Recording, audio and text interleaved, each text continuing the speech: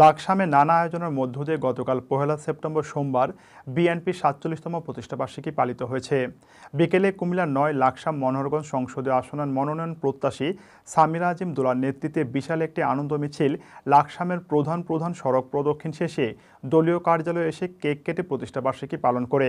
এ সময় উপস্থিত নেতাকর্মীদের মধ্যে স্বতঃস্ফূর্ত মনোভাব লক্ষ্য করা যায়। আব্দুল জলিলের তথ্য ও ভিডিওচিত্রে দেখুন একটি ডেস্ক রিপোর্ট লাকসাম টিভি নিউজে।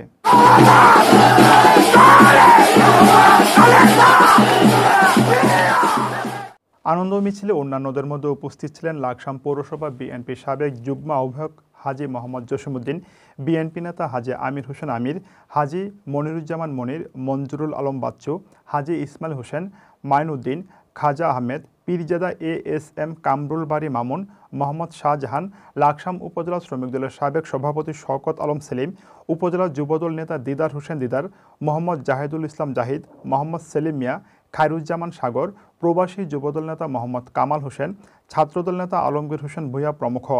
বিএনপি ৪৭তম প্রতিষ্ঠা বার্ষিকীতে বিএনপি, যুবদল, স্বেচ্ছাসেবক দল, শ্রমিক দল, ছাত্রদল, মহিলা দল সহ হাজার হাজার নেতাকর্মী উপস্থিত ছিলেন।